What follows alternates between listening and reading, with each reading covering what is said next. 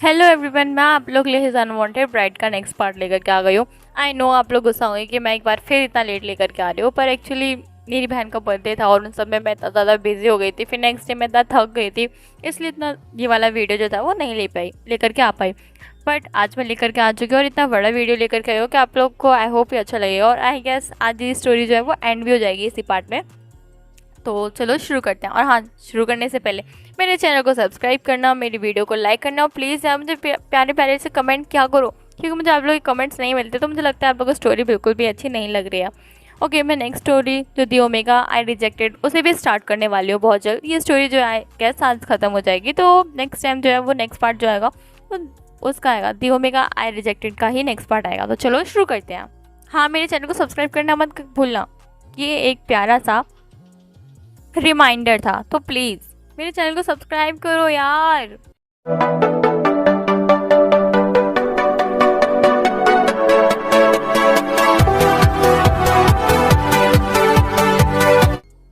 यीबू के बर्थडे को गए हुए अब काफ़ी टाइम हो चुका था। हाँ, यीबू के बर्थडे गए हुए अभी थोड़ा टाइम हो चुका था, लाइक कुछ दिन हो चुके थे। और जो कि पूरी की पूरी किम फैमिली थी वो भी वापस कोरिया जा चुकी थी। सभी बहुत कुछ ऐसा चल रहा था। जो शाओ फेंचिंग था वो भी यूबिन को डेट करने लगा था, बट सीक्रेटली। अभी तक ये चीज़ फैमिली को नहीं पता थी। ऐसा सिर्फ फेंचिंग को लग रहा था, क्योंकि पूरी फैमिली को ये सब कुछ साफ साफ दिख रहा था। उन्हें पता था यूबिन का डेली आना, फेंचिंग के रूम में चले जाना और फिर इतने टाइम बाद आना, वो भी एक प्लस के साथ। क्या किसी को ये चीज़ समझ में नहीं आती? ऑब्वियसली सबको समझ में आ रही थी। उन दोनों का एक दूसरे को देखते रहना, वो सारी सारी चीज़ें सभी को समझ में आ रही थी, पर कोई कुछ कह नहीं रहा था, क्योंकि सभी लोग जो थे वो वेट कर रहे थे कि ये दोनों कब खुद से आएंगे और उन्हें आकर के बोलेंगे कि वो दोनों जो है वो एक दूसरे को डेट कर रहे हैं। सभी के सभी बस इसी चीज़ का इंतज़ार कर रहे थे बेसब्री से कि वो दोनों आए और सभी के सामने एक्सेप्ट करें। सभी की लाइफ बहुत अच्छी चल रही थी। यीबू और शाओचन का एवरीडे मीन्स एवरीडे भी चल रहा था। सब कुछ बहुत अच्छे से चल रहा था। यीबू और शाओचन अपनी मैरिज लाइफ में बहुत ज़्यादा खुश थे, पर उनकी मैरिज लाइफ में सब कुछ था, बस एक चीज़ की कमी थी। वो थी कि उन दोनों ने अपना लव कन्फेशन नहीं किया था, या फिर यूँ कहूँ कि शाओजान ने तो किया था, पर यीबू ने अभी तक अपना लव कन्फेशन नहीं किया था। शाओजान उसे हर बार आई लव यू बोलता था, हर वक्त आई लव यू बोलता था, पर यीबू ने एक बार भी शाओजान को आई लव यू नहीं बोला था। यीबू चाहता था कि वो शाओजान को प्रॉपर एक बेटर लव कन्फेशन दे, एक प्रपोजल टाइप दे।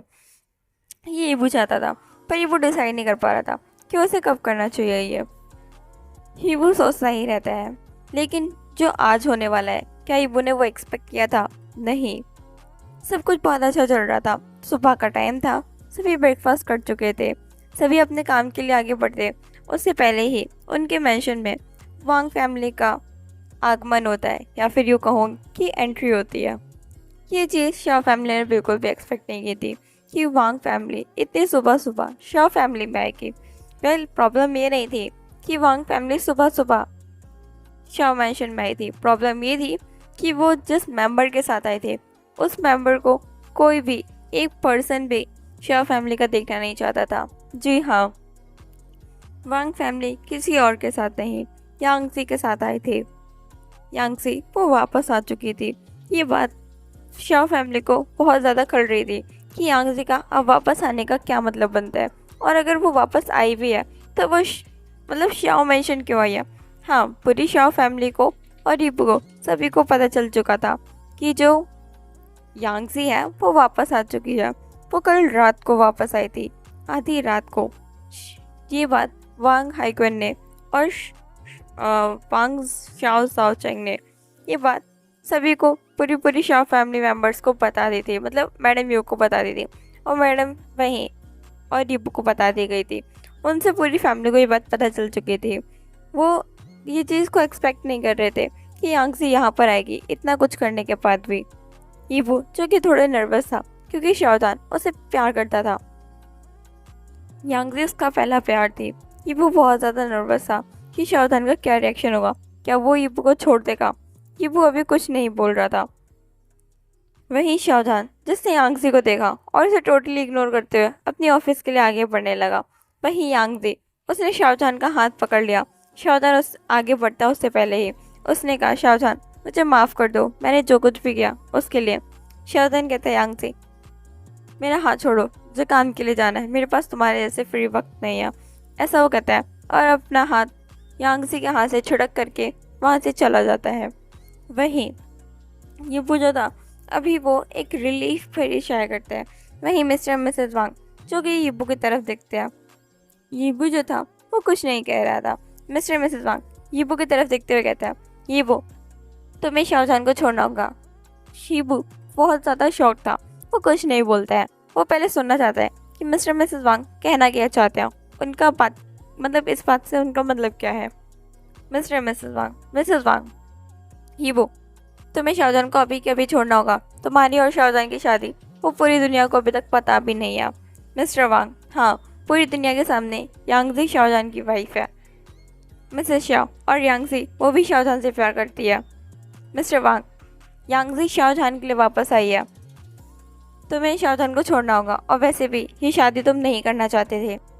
मिसेस शाह इससे बेटर होगा तुम शाहजहान से अलग हो जाओ और यहाँ से चले जाओ वापस कोरिया।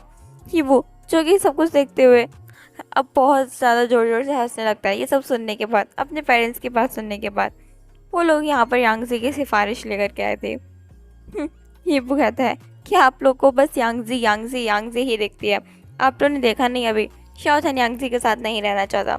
यांगज़ी ने जो कुछ भी किया है उसके बाद मुझे नहीं लगता कि शाह फैमिली का कोई मेंबर भी यांगज़ी को यहाँ पर देखना चाहता है। क्योंकि हाँ, यांगज़ी के यहाँ आते ही पूरी शाह फैमिली जो थी उसे इग्नोर करके जा चुकी थी। यानली और मैंगसी अपने वर्क के लिए जा चुकी थी। मैडम यू और मिस्टर फेंग मियान जो थे वो अपने रूम में जा चुके थे। फेंशिंग कॉलेज के लिए जा चुका था। यहाँ पर एक मेंबर नहीं था शाह फैमिली का। ये बात पूरी की पूरी वांग फैमिली को खल रही थी क्योंकि वांग फैमिली आई थी। उनके आदर सत्कार तक के लिए यहाँ पर कोई नहीं रुका था। यहाँ पर सिर्फ वांग यीबो था। वेल ऐसा नहीं था कि वो सब यीबो को यहाँ अकेला छोड़ना चाहते थे, पर कोई भी यांगज़ी को देखना नहीं चाहता था और उन्हें पता था कि यीबो जो है वो वांग फैमिली को हैंडल करने के कैपेबल है। उन्हें पता है कि यीबो को पता है कैसे वांग फैमिली को हैंडल करना है, स्पेशली मिस्टर मिसेस वांग को। उन्हें ये आइडिया नहीं था कि वो यहाँ पर इसलिए आए होंगे। वह यीबो को लगा था कि सभी के सभी जा चुके हैं, पर ऐसा नहीं था। कोई भी नहीं गया था, सब इधर उधर छुपे हुए थे। जब उन सभी ने ये सुना तो उन सबके हृदय की माथे की जो नस थी वो थिनक गई थी। सभी के सभी बाहर आ चुके थे, जैसे कि मिस्टर मिसेस वांग, मिस्टर मिसेस शाओ। वो अपने रूम की तरफ जो गए हुए थे वो आधे रास्ते में थे, पिलर के पीछे थे, वो वहाँ से आ चुके थे। मिसेस शाओ मिसेस वांग की तरफ देखते हुए कहती हैं आप एक कैसी माँ हैं, आपको अपने बेटे की, अपने खुद के ओमेगा बेटे की कोई परवाह ही नहीं है। उसकी शादी हो चुकी है, वो भी अपने अल्फा के साथ रहता है और तुम मुझसे कह रही हो कि वो अपने अल्फा को छोड़ दे सिर्फ और सिर्फ तुम्हारी अडॉप्टेड डॉटर के लिए, जो कि भाग गई थी किसी और के साथ। अब वो वापस आ गई क्योंकि उस अल्फा ने उसे धोखा दे दिया, उसका पैसा लेकर के उससे भाग गया। इसलिए ऐसा कभी नहीं होने वाला और मेरे रहते तो ये बिल्कुल नहीं होगा। ये वो शाहजहान का ओमेगा हस्बैंड है और ये बात अब हम बहुत जल्दी दुनिया में अनाउंसमेंट कर देंगे। डोंट वरी, ये बात सबको पता होगी कि शाहजहान की ओमेगा यांगज़ी नहीं, ये वो है। मिस्टर फेंगमैन इस बात पर सहमति जताते हुए नोट करते हैं। वहीं यानली वो भी कहती है और तुम्हारी हिम्मत कैसे हुई यांगज़ी की तरफ देखते हुए यहाँ वापस आने की, तुम खुद को समझती क्या हो? तुम जब चाहे तब जाओगे और जब चाहे तब आओगी। मैंगसी वही तो, मुझे तो समझ में नहीं आता ये कैसे ओमेगा है, अपनी शादी वाले दिन भाग गई और अब आकर के उम्मीद करती है कि उसे वापस मिल जाएगा शाहजहान, जबकि उसकी शादी यीबो के साथ हो चुकी है। फैंजिंग मुझे बहुत गुस्सा आ रहा है, तुम कैसी इंसान हो? तुम्हें बिल्कुल भी कोई गिल्ट या रिग्रेट कुछ होता है या नहीं? तुम सच में बहुत ज़्यादा सेल्फिश हो। यीबो जो कि कुछ नहीं कह रहा था, उसको बस मिस्टर मिसेस वांग पर बहुत ज़्यादा गुस्सा आ रहा था कि मतलब उन्होंने कभी भी यीबो से प्यार नहीं किया। वो समझ सकता है, लेकिन वो लोग एक ये चीज़ नहीं समझ सकते कि यीबो की शादी हो चुकी है, भले मर्जी से हुई हो या बिना मर्जी के। पर यीबो अपनी मैरिज लाइफ में बहुत ज़्यादा खुश है, लेकिन फिर भी मिस्टर मिसेस वांग कैसे यीबो से यांगज़ी की सिफारिश कर सकते हैं ऐसे आकर के शाहजहान को छोड़ने के लिए। यीबो को बहुत ज़्यादा गुस्सा आ रहा था। वहीं यांगज़ी जो कि यीबो की तरफ घूरते हुए कहती है कि यीबो शाहजहान जो कुछ भी तुम्हारे साथ कर रहा है वो बस एक रिस्पॉन्सिबिलिटी की वजह से कर रहे हैं। शाहजहान अभी भी मुझसे प्यार करता है। हीबू जो कि हंसते हुए कहता है, कितने ज़्यादा गलत फहमी में जी रही हो तुम यांग से।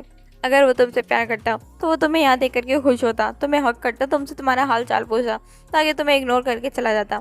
यांग सी वो मुझसे अभी नाराज़ है, गुस्सा है, सिर्फ और सिर्फ इसलिए ऐसा कर रहा है, पर वो मुझसे अभी भी प्यार करता है। हीबू तुम्हें नहीं पता कि हम दोनों अपनी मैरिज लाइफ में किस कदर आगे बढ़ चुके हैं। अब हमारा कोई टर्निंग बैक नहीं है। यांग सी शाहजहान जो कुछ भी कर रहा है मुझे नहीं पता है तुम कितना आगे बढ़ चुके हो, पर मैं ये जरूर कह सकती हूँ शाहजहान तुम्हारे लिए जो कुछ भी कर रहा है वो बस एक रिस्पॉन्सिबिलिटी से कर रहा है। शाहजहान एक बहुत रिस्पॉन्सिबल पर्सन है, मैं उसे बहुत अच्छे से जानती हूँ। हीबू अगर तुम उसे इतना अच्छे से जानती ही थी तो उसे छोड़ कर क्यों गई थी। यांग सी क्योंकि मैं उस अल्फा ने मुझे मैनिपुलेट कर दिया था, इस वजह से मैं शाहजहान को छोड़ करके चली गई थी। मुझे लगा था वो मुझसे प्यार करता है, मैं भी उससे सच्चा प्यार करती हूँ, हमारा जो प्यार है वो सच्चा है, पर नहीं, वो धोखेबाज निकला। वो धोखेबाज निकला। तो तुमने एक्सपेक्ट किया तुम यहाँ वापस आओगे, मैं तुम्हें शाहजहान को दे दूंगा। बिल्कुल नहीं यांग सी, ऐसा कभी नहीं होने वाला। और हीबू ऐसा नहीं है कि वो एक सेल्फलेस पर्सन है, हर किसी के लिए त्याग करते रहेगा। नहीं, पहली बार मैंने जो किया था वो सिर्फ मेरे ब्रदर के लिए किया था, अब ऐसा कुछ नहीं होने वाला। वहाँ पर वांग हाइक्वेन एंड जाओ चेंग भी थे, वो कुछ नहीं कह रहे थे, उन्हें समझ ही नहीं आ रहा था कि वो क्या करें। उन्हें हीबू का सपोर्ट करना था, उन्हें इस बात का पूरा पता था, लेकिन वो अभी क्या ही बोले। वांग हाइक्वेन जो कि अपने पेरेंट्स की तरफ घूरते हुए देखता है और कहता है, मैंने आप लोगों से कहा था यहाँ आकर के कोई तमाशा करने की ज़रूरत नहीं है।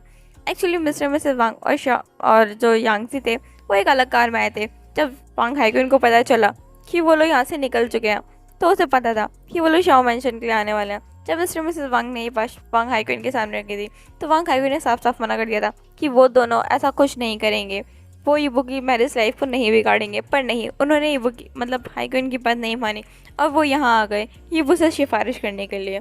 अभी हाइक्वेन को बहुत ज़्यादा गुस्सा आ रहा था, जाओ चेंग को भी ये चीज़ बिल्कुल सही नहीं लग रही थी, ये चीज़ बहुत गलत थी। मिस्टर मिसेस वांग ऐसा कैसे कर सकते हैं खुद के ही बेटे के साथ।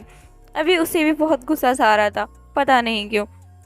वो चाहता था कि मिस्टर मिसेस वांग को एक बहुत अच्छा सा लेक्चर दे, पर वो नहीं दे सकता था क्योंकि वो उसके इन लॉस से वो उनसे कैसे और क्या ही बोलता, इसलिए वो शांत खड़ा था।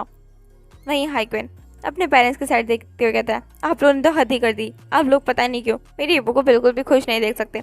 आप लोग अभी कभी और इसी वक्त घर वापस चल रहे हैं और यहाँ पर कोई ड्रामा क्रिएट नहीं होगा। उसने ये बात बहुत ज़्यादा अथॉरिटेटिव वॉइस के साथ कही थी। मिस्टर मिसेस वांग भी इस बात को इनकार नहीं कर पाए क्योंकि उन्हें पता था हाइक्वेन अभी बहुत ज़्यादा गुस्सा हो चुका है। वहीं यांगसी जो कि शांत खड़ी थी, उसने पहली बार हाइक्वेन को इतना ज़्यादा गुस्से में देखा था। वो कुछ नहीं कहती और शांत हो जाती है। वहीं वो जो कि स्मोक करता है और कहता है, याद रखना शाहजहान तुम्हें कभी भी नहीं चुनेगा, चाहे तुम कुछ भी कर लो, ऐसा वो कहता है और वहाँ से चला जाता है। वहीं शाह फैमिली मेम्बर्स जो थे वो अब सच में अपने अपने काम के लिए जा चुके थे। अब इस इंसिडेंट को कुछ दिन हो चुके थे।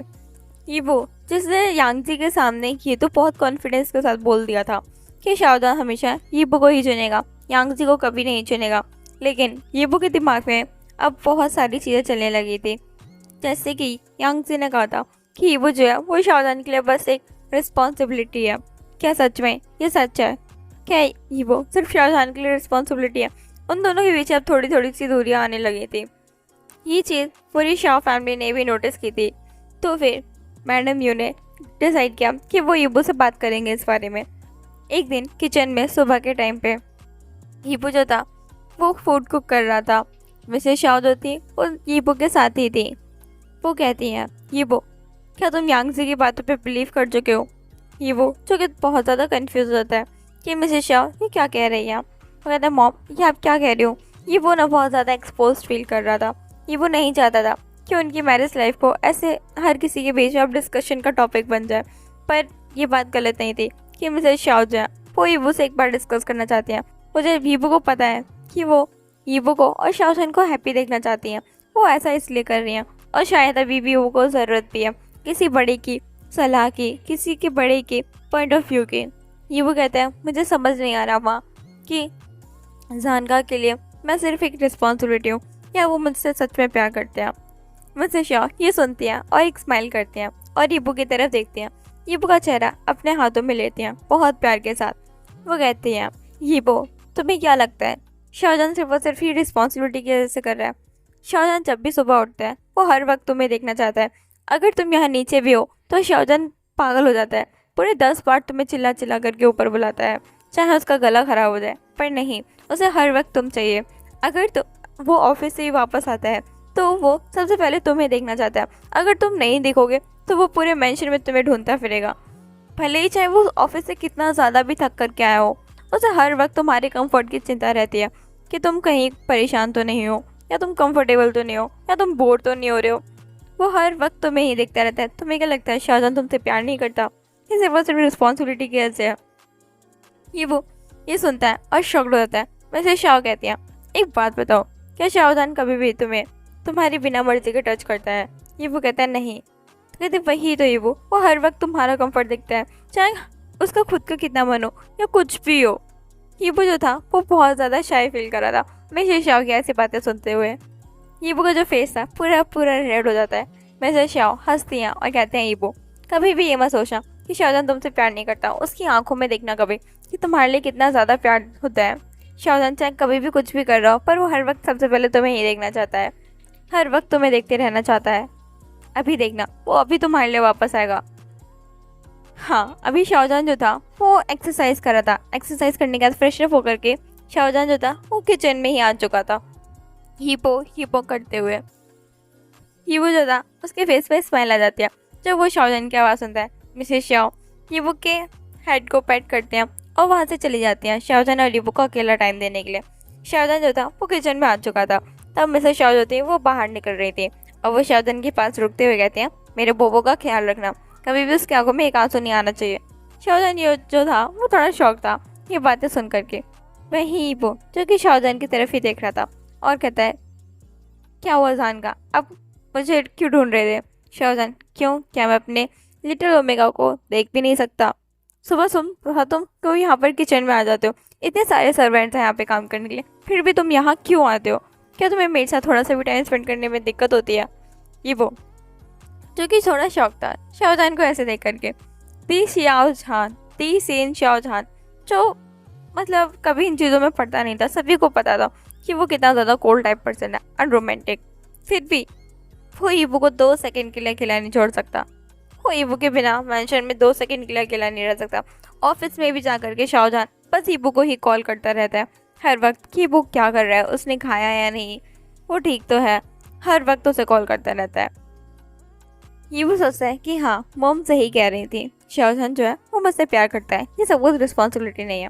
वहीं शाहजहान जिसने बस 2 स्टेप्स के साथ जो पूरा एरिया था वो कवर कर लिया था और ईवो को जो था अपनी बाहों में ले लिया था। शाहजहान को पता है कि ईवो जो है उसे थोड़ी थोड़ी दूरियां बना रहा है। शाहजहान को रीज़न भी पता है, उसका रीज़न यांग सी है, जरूर उसी ने कुछ किया होगा। पर शाहजहान ये बात ईवो से डायरेक्टली नहीं पूछ पा रहा था।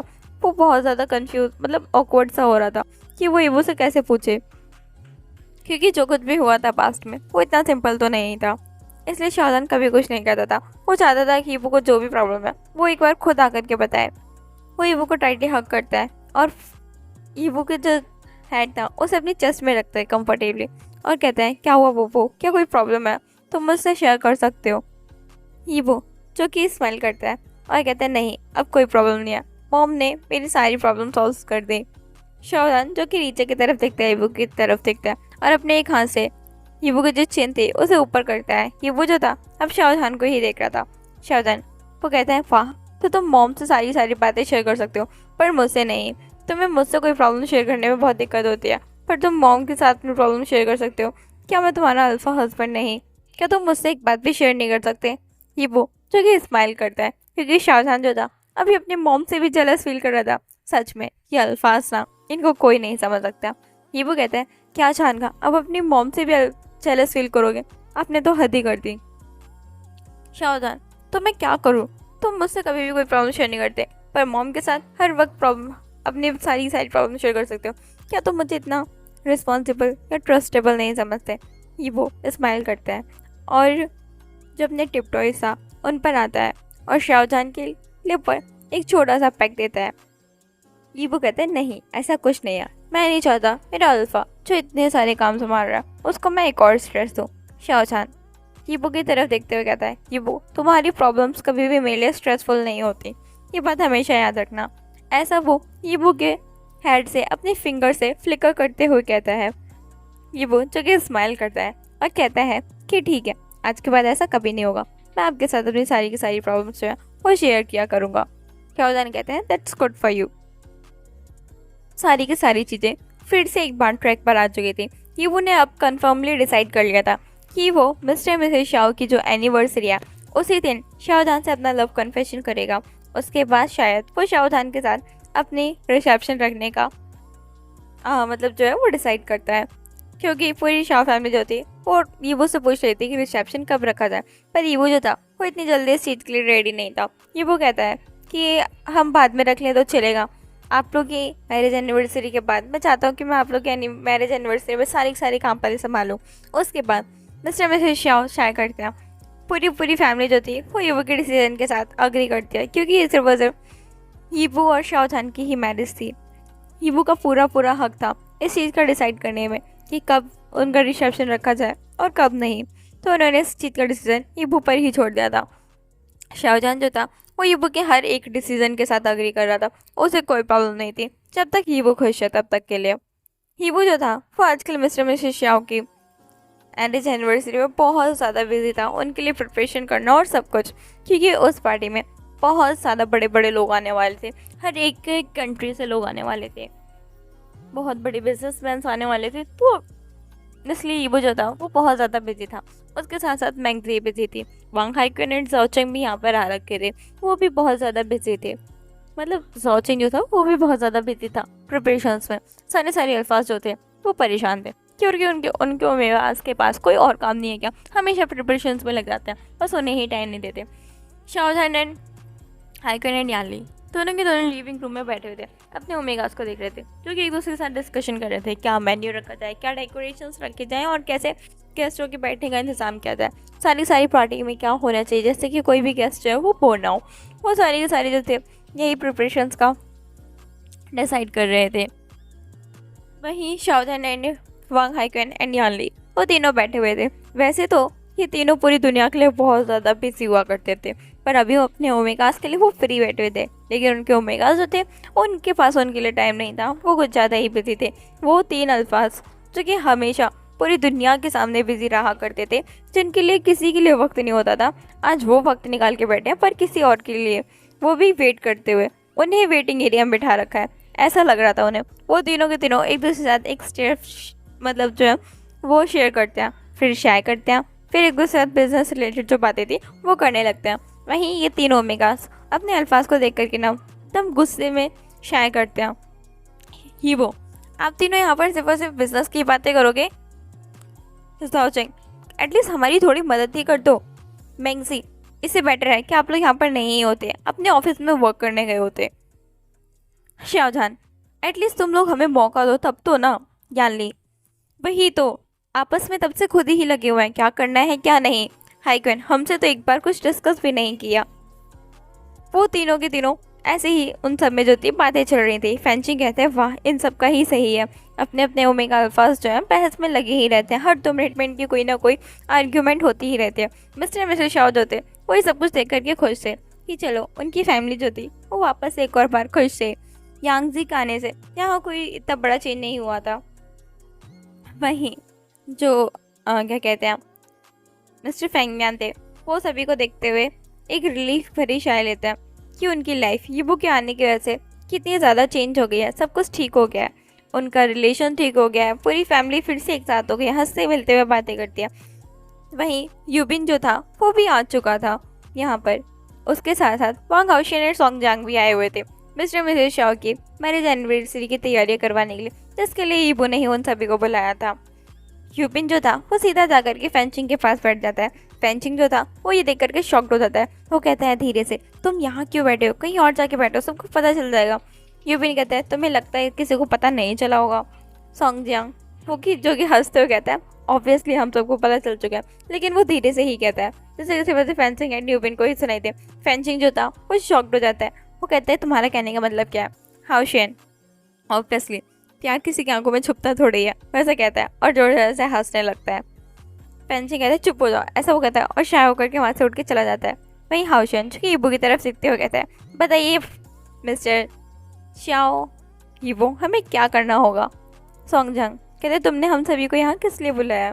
यूबिन, हाँ, तुम्हें हमारी किसी चीज़ में ज़रूरत चाहिए, मतलब हेल्प चाहिए, ये थोड़ा कुछ नया है। द ग्रेट शाओ यीबू जो कि सारी चीज़ें प्रिपरेशंस को हैंडल कर लेते हैं, उसको हमारी हेल्प की ज़रूरत, कुछ तो बात है। यीबू कहते हैं, बस आप लोग तो रहने ही दो, मैं तो बस ये जानना चाहता था कि आप लोगों के पास कोई आइडिया है कि हम यहाँ पे एंटरटेनमेंट की कैसे क्या तैयारियाँ करें, क्योंकि मुझे लगता है ये काम आप लोग बहुत अच्छे संभाल सकते हो। सॉन्गजंग और वांग हाउशन एंड यूबिन वो ये सुनते ही थोड़ा ऑफेंडेड फील करते हैं। वो कहते हैं, एक सेकेंड, वो तुम्हारे कहने का मतलब क्या है कि हम मतलब एंटरटेनमेंट बहुत अच्छा करते हैं लोगों का? ये वो कहते हैं, नहीं, आपके पास आइडियाज़ बहुत अच्छे होते हैं इन चीज़ों से रिलेटेड, मैं इसलिए पूछ रहा था। तो वांग हाउशन कहता है, नाउ आई एम फील, मैं इसे एज कॉम्प्लीमेंट ले रहा हूँ। तो यीबू कहता है, ये कॉम्प्लीमेंट ही था। सारे हंसने लगते हैं। फिर जो ये मतलब वांग हाउशन एंड यूबिन एंड सॉन्गजंग जो थे वो भी इनकी प्रिपरेशन में जो थे हेल्प करने लगते हैं। सब कुछ सही चल रहा था। आज जो थी मिस्टर मिसेस शाओ की जो थी वो मैरिज एनिवर्सरी थी। शाओ मेंशन में बहुत सारे गेस्टों की भीड़ आ चुकी थी। यीबू जो था वो सब कुछ हैंडल कर रहा था, लेकिन उसने जो था ना शाओजहान को थोड़ा सा भी टाइम नहीं लिया था। यीबू ने सारे बॉटम्स की हेल्प लेकर के और मतलब सभी की हेल्प लेकर के, not only just bottoms, tops भी, यीबू ने शाओ जाओचेंग, वांग हाइक्वेन एंड सभी की जितने भी मेंबर्स थे फैमिली उन सभी की हेल्प लेकर के अपने रूम को जो था ना वो स्पेशली डेकोरेट किया था। हाँ, वैसे ही वो अकेले भी कर सकता था, पर वो कोई आइडिया नहीं आ रहा था कि शाओजहान को क्या पसंद आएगा क्या नहीं, इसलिए उसने फैंसिंग की हेल्प ली। लेकिन फैंसिंग ने तो पूरी पलटन को ही बुला लिया था कि कैसे क्या करना चाहिए। यानली, मैंगसी, हाइक्वेन, साओचेंग और यहाँ तक कि यूबेन, वांग हाउशन, सॉन्गजंग सभी के सभी जो थे ना यीबू का रूम डेकोरेट करने में यीबू की हेल्प कर रहे थे। उन सभी ने उस रूम को बहुत अच्छे से डेकोरेट कर दिया था। यीबू सोचता है कि वो आज रात को ही शाओजहान को अपना लव कन्फेशन करेगा। यीबू जो था वो बहुत ज़्यादा हैप्पी था। वहीं पूरी शाओ फैमिली जो थी वो भी नीचे बिजी थे। मिस्टर मिसेस शाओ जो थे वो गेस्ट से मिल रहे थे। वहीं यीबू अनाउंस करता है अपने इन लॉज की मैरिज एनिवर्सरी के लिए सभी जो थे एंजॉय कर रहे थे। वहाँ देख मतलब जो एनिवर्सरी केक था वो कट होता है। यहाँ पर अब पार्टी जैसा माहौल था, सभी डांस कर रहे थे, एंजॉय कर रहे थे, सिंगिंग चल रही थी, बहुत कुछ हो रहा था। वहीं गैदरिंग भी हो रही थी लोगों की, सब कुछ बहुत अच्छा चल रहा था। वांग फैमिली भी आई हुई थी, वांग यांगसी भी आई हुई थी, बहुत ज़्यादा तैयार होकर, पर शाओजहान ने जो था उसे 1 मिनट के लिए भी भाव नहीं दिया था। वहीं यीबू जो था ना अभी मतलब अपनी पूरी पलटन के साथ जो था अभी रूम डेकोरेट करने में बिजी था। सारा काम जो होता है मतलब प्रिपेयर हो जाता है, तो सभी कहते हैं यीबू अब हम सब जो है तो जा रहे हैं नीचे पार्टी में, तुम भी अपने शाओजहान को यहाँ लेकर के आकर जो करना चाहो वो कर सकते हो, ऐसा फेंचिंग कहता है। और आँख जो था ना अपनी आइज जो था वो ब्लिंक करके मतलब आँख मार के जो था वहाँ से चला जाता है। ये भी जो था ना वो कहता है ये फेंचिंग ना इसको मैं देख लूँगा। ये वो शाय करता है और जो था ना अब वो शाओजहान को ढूंढना स्टार्ट कर चुका था। ये वो शाओजहान को पूरी पार्टी हॉल में ढूंढ चुका था, पर शाओजहान नहीं था। तो ये भी सोचता है कहीं शाओजहान मतलब जहान का जो है वो स्टडी रूम में तो नहीं है। उसने वहाँ भी देखा पर शाओजहान वहाँ नहीं था। ये वो सोचता है कहीं बैकयार्ड में तो नहीं है। ये वो जो था वो बैकयार्ड में जाता है तो उसे शाओजहान दिख जाता है। ये वो खुश हो जाता है। वो आगे मतलब आगे बढ़ के जब प्रॉपरली देखता है तो उसे शाओजहान अकेला नहीं देखता, उसके साथ यांगजी भी थी। यीबू बहुत ज़्यादा शॉक्ड होता है। यीबू जो था ना अब वो शाओजहान और यांगजी से ज़्यादा दूर नहीं था, वो एक पिलर के पीछे छुपा हुआ था। उसे अब क्लियरली शाओजहान की और यांगजी की बात सुनाई दे रही थी। यांगजी जो थी उसने शाओजहान को टाइटली हक कर रखा था। वो रोते हुए कहती है, प्लीज़ प्लीज़ जान, प्लीज़ जान, मुझे माफ़ कर दो, मैंने जो कुछ भी किया उन सब के लिए मुझे माफ़ कर दो। और वो रोई जा रही थी। शाओजहान जो था वो शाय करता है और यांगजी को जो था ना वो उसकी बैक को रब करता है और उसके हेड को पेट करता है और कहता है ठीक है मैंने तुम्हें माफ़ कर दिया, तुम्हें अब रोने की ज़रूरत नहीं है। ये सुनते ही यीबू की जो दुनिया थी वो जैसे कि जैसे उलट पुलट हो गई थी। यीबू को कुछ समझ नहीं आ रहा था कि वो क्या करे। वो समझ ही नहीं पा रहा था। शाओजहान छानगा ने उसे माफ़ कर दिया, यांगजी को माफ़ कर दिया। अब यीबू को क्या होगा, क्या जान का अब यांगजी के साथ हो जाएंगे। यीबू का जो दिल था वो बैठा ही जा रहा था। यीबू को बहुत रोने का मन था। यीबू के जो पैर थे वो बहुत ज़्यादा वीक हो चुके थे। ये सुनते ही यीबू की दुनिया जो थी वो उजड़ चुकी थी। आज तो उसने छानका को अपना लव कन्फेस करने का डिसाइड किया था, पर अब क्या होगा। छानका ने यीबू के छानका ने यांगजी को माफ़ कर दिया है, क्या वो उसके साथ वापस जाना चाहते हैं। यीबू बहुत ज़्यादा रोने लगता है और रोते रोते वहाँ से भाग जाता है। यीबू को अब रियलाइज़ हो चुका था कि वो सबको सच में सिर्फ रिस्पॉन्सिबिलिटी ही थी। शाहजहान अभी भी लगता है बस यांगजी से ही प्यार करता है। वो सब कुछ जो कर रहा था वो रिस्पॉन्सिबिलिटीज की वजह से कर रहा था या हीट ऑफ द मोमेंट की वजह से कर रहा था। हीबो ने कैसे डिसाइड कर लिया खुद से ही कि शाहजहान जो है वो उससे प्यार करने लगा है?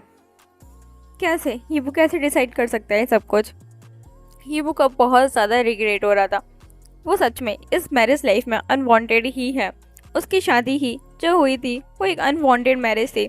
हीबो कैसे डिसाइड कर सकता है खुद से कि शाहजहान जो है वो इस मैरिज में उससे प्यार भी कर सकता है? शाहजहान ने शायद मैरिज के पहले दिन ही कह दिया था हीबो से कि वो कभी भी हीबो को मैरिज लाइफ का सुख नहीं दे पाएगा, वो कभी भी हीबो से प्यार नहीं कर पाएगा।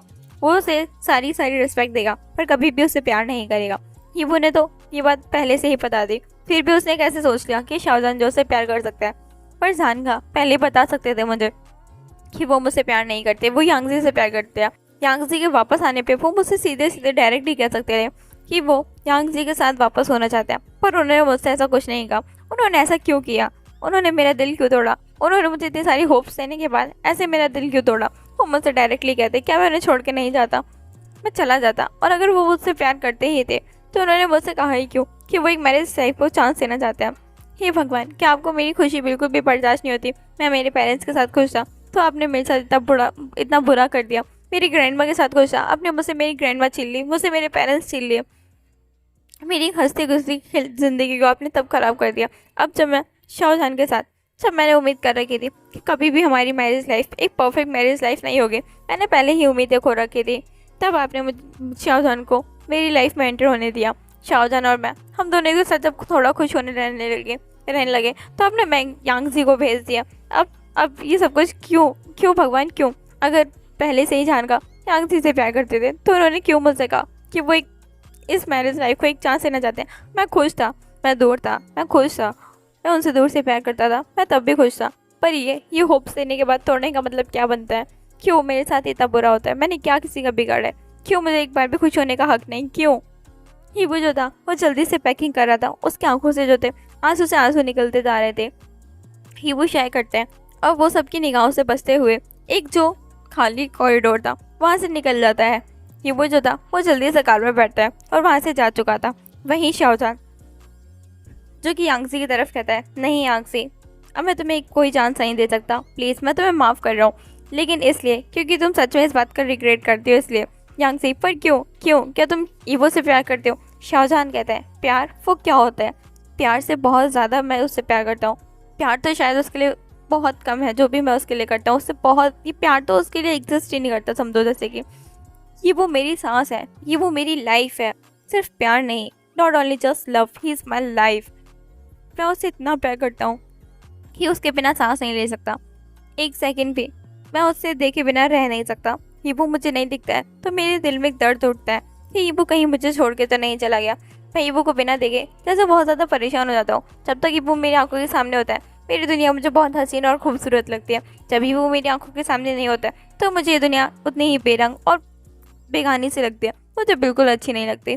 हीबो मेरे लिए सब कुछ है। हीबो सिर्फ मेरे लिए प्यार नहीं है, वो मेरी ज़िंदगी है, मेरी सांसें हैं, सब कुछ है हीबो मेरा, सिर्फ प्यार नहीं है। और ऐसा कहता है और कहता है मैं तुम्हें माफ़ इसलिए कर रहा हूँ कि तुम जेन्युइनली रिग्रेट कर रही हो। यांगजी, जो कुछ भी हुआ वो मुझे पता है नहीं होना चाहिए था, पर अब वो हो चुका है और मैं हीबो के बिना अपनी लाइफ कभी भी कंटिन्यू नहीं कर सकता। जिस वक्त हीबो मुझे छोड़ के चला जाएगा उस वक्त मैं मर जाऊँगा यांगजी, उस वक्त मैं मर जाऊँगा। शाहजहान कहता है और उसकी आंखों से आंसू निकलने लगते हैं। वो कहता है मैंने हीबो को प्रॉपर एक लव कन्फेशन भी नहीं दिया, फिर भी वो मेरे साथ हर वक्त रहा। मैंने उसे धक्का दिया, उसे खुद से दूर रहने के लिए कहा, उसे कितना कुछ भला बुरा कहा, फिर भी हीबो ने मेरा हर वक्त हर जगह सपोर्ट किया, हर वक्त मेरे साथ रहा। उसने कभी भी मेरी वजह से मेरी फैमिली के साथ कोई बुरा ट्रीट नहीं किया, हमेशा मेरी फैमिली को अपनी फैमिली मान कर रहा। हीबो सच में एक प्योर सोल है और उसे मैं छोड़ के कभी नहीं रह सकता, ऐसा वो कहता है। और यांगजी कहता है, यांगजी मैंने तुम्हें माफ़ कर दिया लेकिन सिर्फ और सिर्फ इसलिए क्योंकि तुम सच में जेन्युइनली रिग्रेट कर रही हो, उससे ज़्यादा कुछ नहीं। हमारे बीच में कभी कुछ नहीं हो सकता। मैं हीबो से प्यार करता हूँ, ये वो ही मेरा सब कुछ है, वो मेरी लाइफ है, उसके बिना मैं सांस भी नहीं ले सकता, उसके बिना ज़िंदगी कंटिन्यू करने का तो कोई मतलब ही नहीं बनता। वैसा कहता है और यांगजी को दूर करता है। और यांगजी प्लीज़ अगली बार कभी भी मुझे मेरे इतना पास मत आना, मेरे इतने करीब मत आना। मेरा हीबो बहुत ज़्यादा सेंसिटिव है, वो बहुत जल्दी जेलस हो जाता है, उसे बिल्कुल भी अच्छा नहीं लगता कि मैं किसी भी ओमेगा के पास बिल्कुल भी थोड़ा सा पास जाऊँ।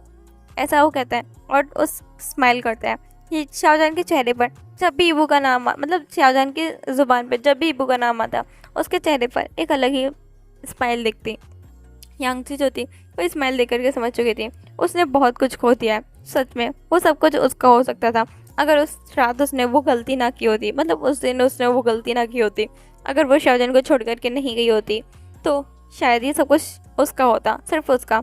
यांगची को बहुत ज़्यादा रिग्रेट हो रहा था, पर अब वो रिग्रेट करने के अलावा कुछ नहीं कर सकती थी क्योंकि शाहजहान जो था वो यीबू से प्यार करता था। वो उसके पास नहीं आ सकता था। उसे पता था शाहजहान यीबू के पास रहने के लिए कुछ भी कर सकता है, कुछ भी, मतलब कुछ भी। इस दुनिया में वो किसी को भी ख़त्म कर सकता है तो अपनी लाइफ भी दे सकता है, वो कुछ भी कर सकता है। शाहजहान जो था वो यीबू को ढूंढने के लिए रूम मतलब निकल जाता है। वो सब जगह यीबू को ढूंढ रहा था। उसने फैंचिंग से पूछा कि यीबू कहाँ है, तो फैंचिंग ने कहा क्या यीबू आपको मिला नहीं, वो आपका शायद रूम में वेट कर रहा होगा, आपको रूम में जाना चाहिए। शाहजहान जो था वो जल्दी से वहाँ से रूम की तरफ निकल जाता है। शाहजहान जो था जब रूम में जाता है तो देखता है कि वहाँ पर कितनी ज़्यादा ब्यूटीफुल डेकोरेशंस हो रखी हैं। शाहजहान की फेस पर जो थी वो स्माइल आ जाती है क्योंकि वो समझ चुका था कि ये सारी डेकोरेशंस यीबू ने क्योंकि वहाँ पर आई लव यू लिखा था बहुत बड़े बड़े शब्दों में। शाहजहान समझ चुका था कि यीबू जो है वो आज अपना लव कन्फेशन शाहजहान के लिए करने वाला है। शाहजहान जो था वो बहुत ज़्यादा खुश था, लेकिन वो शौक था कि वो भी है कहाँ। वो एक बार फिर से पूरे मतलब जो पार्टी हॉल था वहाँ पर ढूंढ रहा था। उसने यालनी से, बैंक से सभी से पूछा, पर किसी को भी यीबू का नहीं पता था। उन्होंने बस इतना कहा था कि लास्ट टाइम यीबू जो था उसने कहा था कि वो शाहजहान को ढूंढने जा रहा है। उसके बाद यीबू जो था वो कहीं पर भी नहीं दिखा था। शाहजहान जो था वो शौक था। वो एक बार फिर रूम में जाता है, वो बाथरूम चेक करता है, यीबू वहाँ पर नहीं था। शाहजहान जो था उसने तब तो ध्यान नहीं दिया था, पर अब उसकी नज़र वार्डरोब रूम पर पड़ती है जो कि खुला हुआ था। जेन्युइनली उसका जो वार्डरोब रूम का जो गेट था वो बंद रहता था, पर आज ऐसे आधा खुला हुआ क्यों पड़ा है। शाहजहान सोचता है ये वो वहाँ तो नहीं है। वो एक बार सोचता कि वो वार्डरोब रूम को चेक करेगा, लेकिन जब वो वार्डरोब रूम में चेक करने जाता है तो उसकी दुनिया जो थी वो तो जैसे पूरी घूम चुकी थी, पूरा 180 डिग्री टर्न ले चुकी थी। क्योंकि शाहजहान जब देखता है वार्डरोब रूम में तो वहाँ पर यीबू जो था, यीबू के जो मतलब क्लोथ थे वो नहीं थे। शाहजहान बहुत ज़्यादा शॉक, वो हर एक जगह देखता है, यीबू का कोई क्लोथ नहीं था। पूरा आधा वार्डरोब जो था वो खाली पड़ा हुआ था। शाहजहान बहुत ज़्यादा शॉक्ड हो जाता है कि यीबू कहाँ है। शाहजहान यीबू को कॉल करना स्टार्ट कर चुका था, पर यीबू की जो कॉल थी वो नहीं लग रही थी। शाहजहान बहुत ज़्यादा डर जाता है, यीबू से छोड़ के नहीं जा सकता, नहीं ऐसा नहीं हो सकता। शाहजहान के हार्ट में बहुत ज़्यादा पेन हो रहा था, बहुत ज़्यादा, हद से ज़्यादा पेन हो रहा था। शाहजहान जो था अब वो यीबू को बार बार कॉल कर रहा था, पर यीबू जो था वो कॉल को बिल्कुल पिक नहीं कर रहा था। यीबू का फ़ोन भी स्विच ऑफ आ रहा था। पहले तो एटलीस्ट कॉल लग रही थी, यीबू पिक नहीं कर रहा था, पर अब तो फ़ोन ही स्विच ऑफ आ रहा था। यानी यीबू ने जानबूझ के स्विच ऑफ किया है। वो शाहजहान से बात नहीं करना चाहता, पर क्यों यीबू शाहजहान को अचानक से छोड़ के गया, वो भी जब वो लव कन्फेशन करना चाहता था। वो डेकोरेशंस देख करके अच्छे समझ सकता था यीबू ने उसी के लिए किया और अपना लव कन्फेस करना चाहता है। फिर यीबू से क्यों छोड़ के गया होगा, क्या रीज़न हो सकता है। फिर शाहजहान के दिमाग में एक बात क्लिक करती है, वेट, क्या यीबू ढूंढते हुए उसे बैकयार्ड में आया था, क्या उसने वो सब कुछ देखा। नहीं, यीबू ने सब कुछ गलत समझ लिया है। शाहजहान चाय खाता है और जल्दी से भागता है नीचे की तरफ। शाहजहान के ऐसे इतना वरीड और इतना टेंस देख करके यानली पूछती है, क्या हुआ शाहजहान यीबू जा चुका है मुझे छोड़ करके यहाँ से, वो जा रहा है, वो शायद कोरिया जा रहा है, मुझे यीबू को ढूंढना होगा, बहुत देर हो जाए, उससे पहले मुझे जाना होगा, ऐसा वो कहता है और जल्दी से भागता है। उसके पीछे यानली और मैक्सी भी भागते हैं। जब यानली और मैक्सी से भागते हैं और शाहजहान कैसे भागते हुए देखते हैं तो हाईक्विन यानली से पूछता है, क्या हुआ यानली, तुम ऐसे क्यों भाग रही हो। फिर वो सारी की सारी बात जो थी वो हाईक्विन एंड जाओचेंग को बताते हैं। हाईक्विन एंड जाओचेंग जो थे वो कहते हैं रुको, हम भी तुम्हारे साथ आ रहे हैं। जब वो चारों वहाँ से निकलने वाले थे तभी उनको जो थे ना हाओशिन और सॉन्गजांग दिखते हैं। वो कहते हैं क्या हुआ, आप लोग इतने ज़्यादा टेंस होकर के कहाँ जा रहे हैं।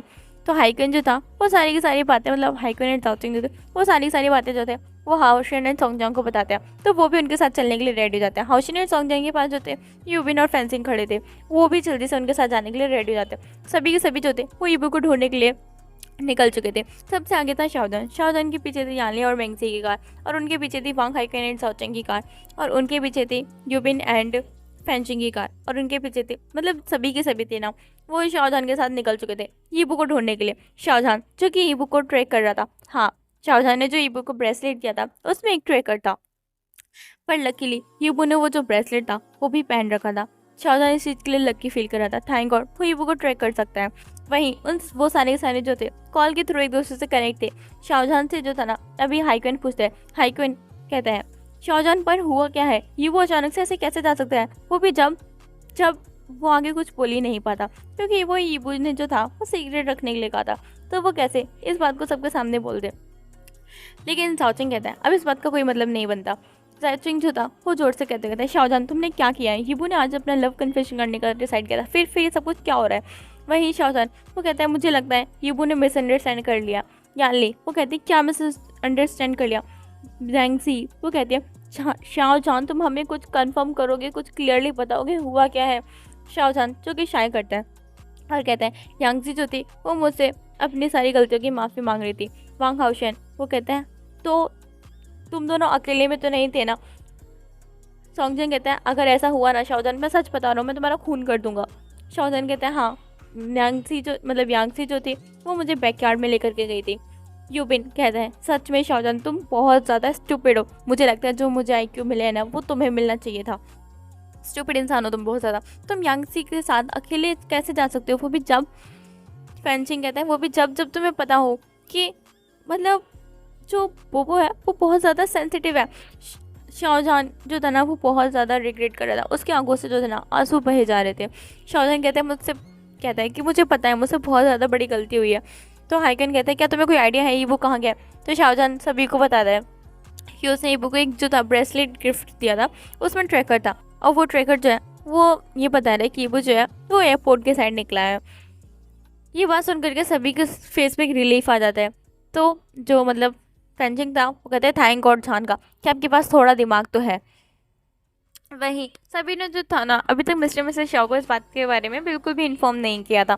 मिस्टर मिसेस शाओ जो थे वो सारे गेस्ट को संभालते हैं। अब सारे गेस्ट जो थे वो भी जा चुके थे, लेकिन जब मिस्टर मिसेस शाओ ने देखा कि उनके बच्चे एक भी बच्चा जो है वो घर पे नहीं है, लेकिन वहीं वो सारे के सारे जो कपल्स थे और शाहजहां था वो सारे अपनी कार को इतनी जोर से भगा रहे थे एक दूसरे के पीछे। उन्हें ट्रैफिक का कोई ख्याल नहीं था, वो सारी रेड लाइट्स को तोड़ रहे थे। उन्हें ये नहीं दिख रहा था कि आगे कितने सारी कार्स चल रही हैं, वो बस किसी वीडियो गेम में जैसे कार चल रही होती है उसी तरीके से अपनी कारों को जो था वो चला रहे थे। वो बिल्कुल नहीं देख रहे थे कि सामने कौन सी कार आ रही है। वो जल्दी से लेफ्ट राइट टर्न लेते हुए कारों को क्रॉस करते हुए ओवरटेक करते हुए बस निकले ही जा रहे थे, जैसे कि आज पूरी दुनिया ही ख़त्म होने वाली हो। शाहजहां का तो शायद बहुत ज़्यादा बुरा हाल था क्योंकि शाहजहां की जो दुनिया थी वो उसे छोड़ करके जाने वाली थी और शाहजहां के लिए बिल्कुल भी बर्दाश्त करना वाजिब नहीं था। शाहजहां जो था वो बस बहुत ज़ोर से कार चलाया जा रहा था और उसके पीछे जो थे सारे के सारे अदर कपल्स जो थे वो कार चलाए जा रहे थे।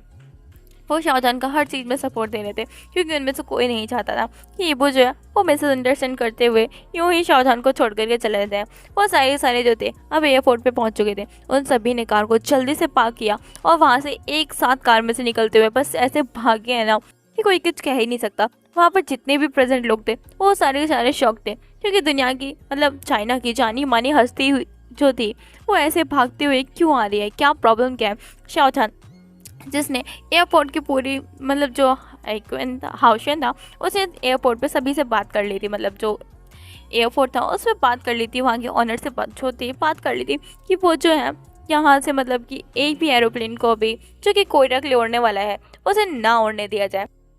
हाँ, ये बात हाउशन ने बहुत जल्दी ही कर ली थी। इस बात के लिए सभी जो थे हाउशन के बहुत ज़्यादा ग्लैड थे कि हाउशन ने जो है अपना टाइम पे दिमाग चलाते हुए ये काम कर दिया। वहीं अब सभी के सभी का काम था बस ईबू को ढूंढना। सभी के सभी जो थे एयरपोर्ट पे उथल पुथल हो चुके थे एयरपोर्ट पे ईबू को ढूंढने के लिए। यहाँ तक कि जो ईबू था ना वो बहुत ज़्यादा स्ट्रेस होते हुए डिस्ट्रेस सा बैठा हुआ था एक कोने में एयरपोर्ट के। सभी ढूंढ रहे थे लेकिन एट दी एंड शाहजहां ने जो था वो ईबू को ढूंढ लिया था। ईबू जो था वो एयरपोर्ट पे एक वेटिंग एरिया पर बैठा हुआ था क्योंकि उसकी फ़्लाइट की जो थी अभी तक कोई अनाउंसमेंट नहीं हुई थी।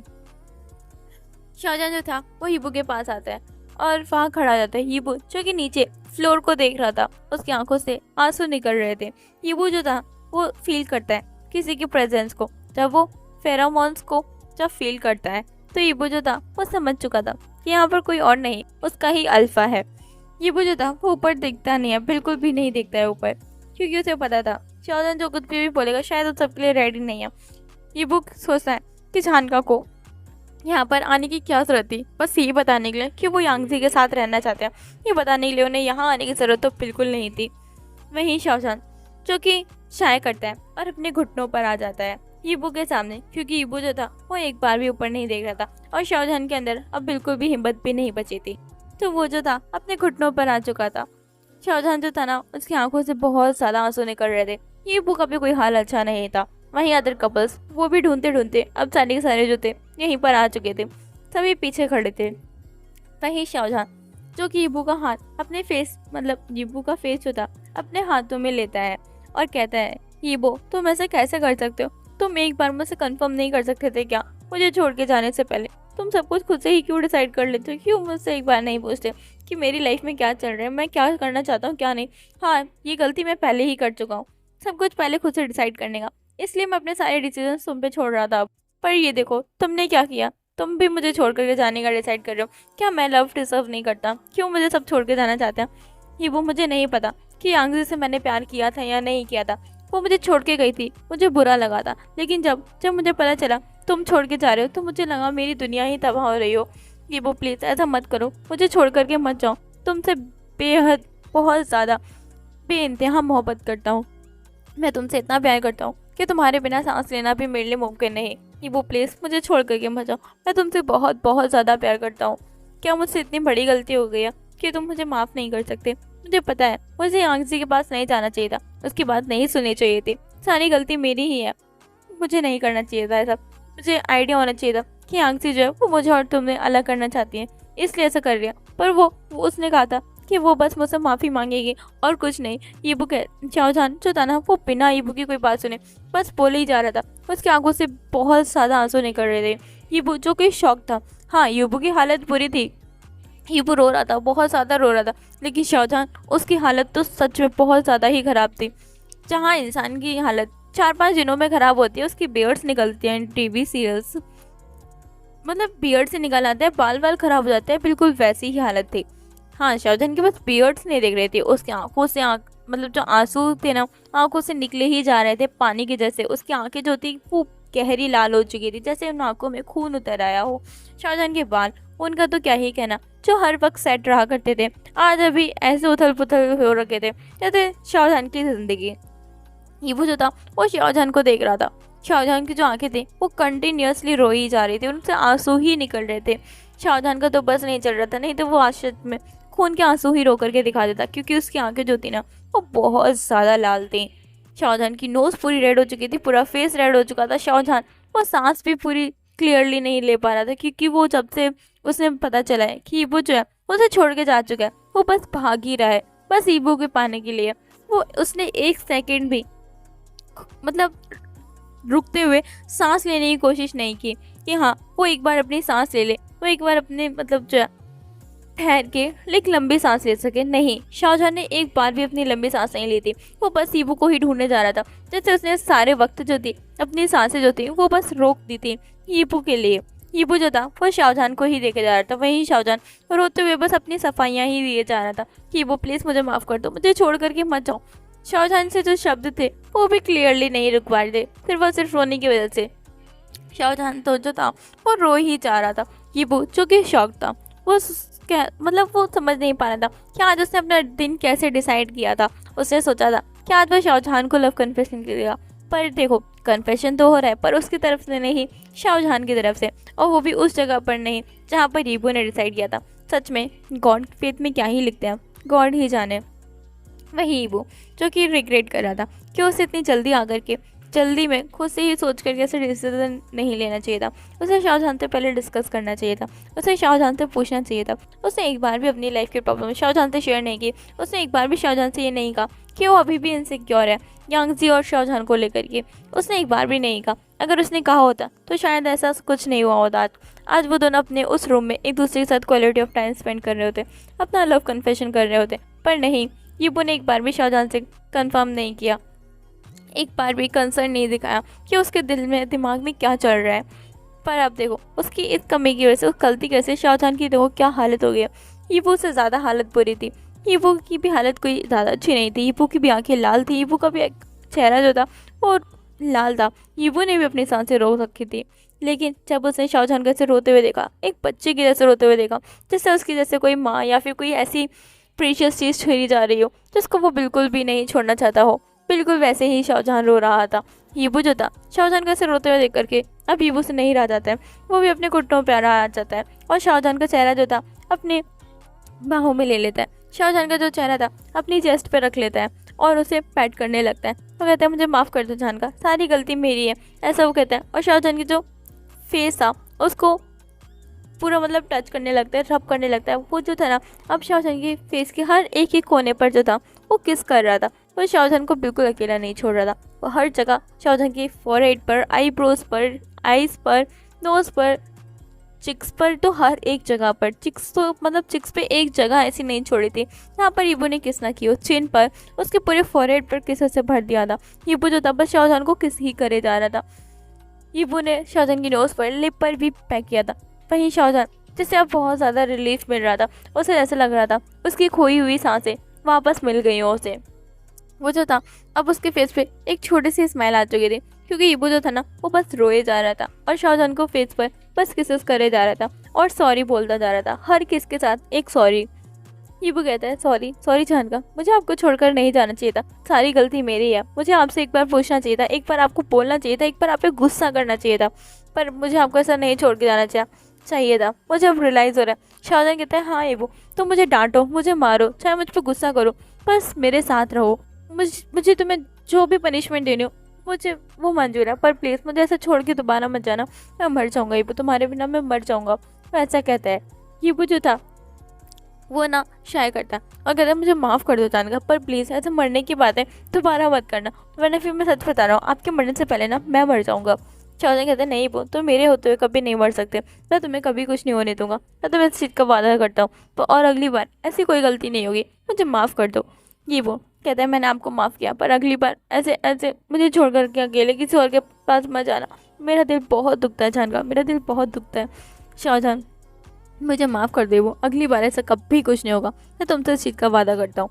ये वो कहता है वेरी गुड, अगर ऐसा हुआ ना मैं सच बता रहा हूँ मैं ना मार दूंगा। शाहजहान कहते हैं किसे, उस ओमेगा को? ये वो कहते हैं नहीं, पहले आपको, आपकी हिम्मत कैसे होगी किसी और के पास जाने की। शाहजहान कहते हैं भाई वो तुम्हें उस ओमेगा को मारना चाहिए जो मिसअंडरस्टैंडिंग क्रिएट करेगा, अब तुम मुझे क्यों मारोगे? ये वो कहते हैं क्योंकि आप उसके पास गए थे इसलिए सारी मिसअंडरस्टैंडिंग क्रिएट हुई थी, आपको नहीं जाना चाहिए था, एटलीस्ट मुझे इन्फॉर्म करके जाना चाहिए था।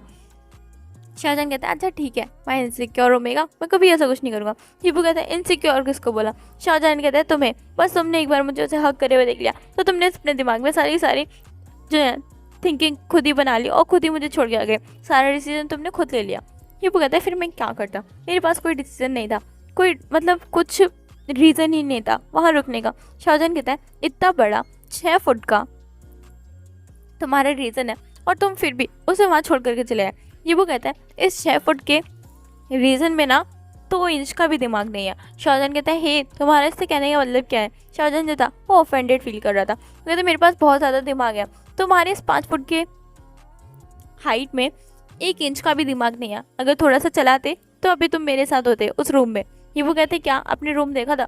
शाहजहान कहते तो तुम्हें क्या लगा, मुझे कैसे पता चला, तुम वहाँ पर नहीं हो, पूरा वार्डरोब वहाँ खाली पड़ा था।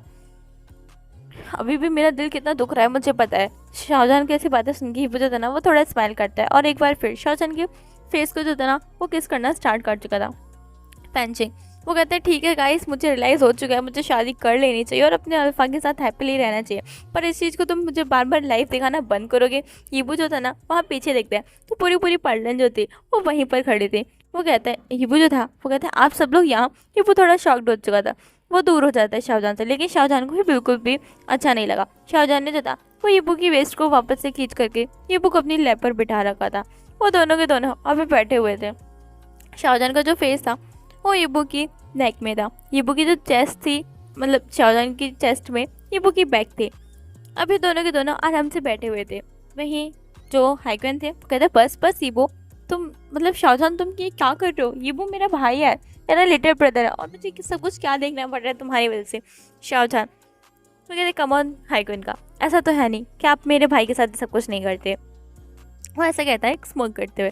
ये जो कि शाओचान की तरफ देखता है और कहता है कितने बड़े शिमलेश हो, चुप रहो तुम। यहाँ ले वो कहती बस बस आज एयरपोर्ट पर ही रहने का इरादा है या फिर घर भी चल रहा है? चलो मॉम डैड परेशान हो रहे होंगे। मैंगसी, हाँ मेरे पास मॉम डैड की कॉल आई थी, जल्दी चलो। मैंने मॉम डैड को सब कुछ बता दिया। शाओचान कहते हैं क्या तुम पागल हो गया? तुम्हें नहीं पता मुझे मॉम डैड कितने ज़्यादा डांटेंगे। वांग हाओशेन, तुम्हें डांट पड़नी भी चाहिए, तुम्हारी जो हरकतें हैं ना उन सब की वजह से। सॉन्गजिन कहते हैं मैं भी पूरा सपोर्ट करता हूँ इस चीज़ का।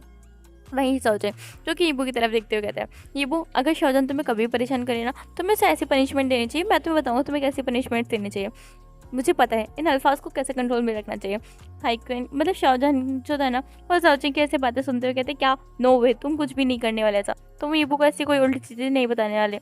ईबू कहते तो मतलब जो शाओचान था वो कहते मैं बताने वाला हूँ। ईबू तुम ना इस इंसान को काउच पर छोड़ना, इस इंसान को तुम एक हफ्ते तक तुम्हें मत टच करने देना। क्या अल्फाज से एक नंबर के स्टूपिड होते हैं, दिमाग बिल्कुल चलाते ही नहीं है कि किसका क्या इरादा है, इन्हें कुछ पता ही नहीं चलता। बस कोई ओमेगा आता है, इनके सामने दो आंसू बहाता है और इनके साथ चल देते हैं। बेवकूफ़ बिल्कुल। हाईगन कहता है पर मैंने ऐसा कब किया? तो चैंग कहता है तुम तो चुप ही रहो, तुमने ऐसा नहीं किया पर करोगे उस चीज़ का मैं वेट करूँ क्या? तुम्हें भी आज पनिशमेंट मिलेगी। 1 वीक तक तो मेरे पास नहीं आओगे, काउच पर सोगे। ये वो कहता है डोंट वरी हाई चैंगा, मैं सिर्फ इन्हें 1 वीक पर इतनी सी पनिशमेंट नहीं दूंगा, ये काउच पर से मैं तो इन्हें रूम से ही बैन करता हूँ, ये हमारे रूम में बिल्कुल एंटर ही नहीं करेंगे। शाओजान कहते हैं नो वे, ऐसा कुछ नहीं होने वाला ये वो, मैं तुमसे एक सेकंड के लिए भी दूर नहीं रहने वाला। ये वो कहते हैं नहीं अब तो आपको पनिशमेंट मिलेगी। शाओजान थैंक यू सो मच मुझे इतना अच्छा आइडिया देने के लिए। मुझे लगता है इनका दिमाग ना ऐसे ही ठिकाने आएगा, अब इनको दिमाग मुझे ना सही सेंटर पर लाना ही पड़ेगा। ये मुझे ऐसे छोड़ करके उस ओमेगा मतलब यांगसी के पास कैसे जा सकता है, सारी गलती जा रहा है, इन नहीं किया। वो ऐसा कहता है और मुंह फुला लेता है। वहीं शाओजान जो था वो कहता है कि मुझे माफ़ कर दे वो, आई एम सो सॉरी। ये वो कहता है नो वे, मैं ये सॉरी बिल्कुल भी एक्सेप्ट नहीं करने वाला, आपको पनिशमेंट ही मिलेगी। शाओजान कहता है पनिशमेंट दो, कुछ भी पनिशमेंट दो, पर मुझे तुम खुद से अलग तो मत करो। ये वो कहता है अच्छा तो फिर मैं कोरिया चला जाऊँ सीधा या फिर आप रूम से बाहर जाओगे, आपके पास दो ही ऑप्शन है। शाओजान कहता है मैं तीसरा ऑप्शन लेता हूँ, मैं इनमें से कुछ भी नहीं लेने वाला। ये वो कहता है तो फिर ठीक है मैं कोरिया ही जा रहा हूँ, वैसे कहता है और उठने लगता है। शाओजान जो था वो जल्दी से ईबू की वेस्ट को जो था ना वो टाइटली होल्ड करता है और कहता है अच्छा ठीक है यार मैं समझ गया, मुझे माफ़ कर दो, मैं सेकंड ऑप्शन मतलब फर्स्ट ऑप्शन लेना ज़्यादा प्रेफर करूँगा, प्लीज़ तुम कोरिया मत जाना। ईबू कहता है हाँ ठीक है अब चलो हमें घर भी जाना है। वो सारे जो थे अब घर के लिए निकल चुके थे।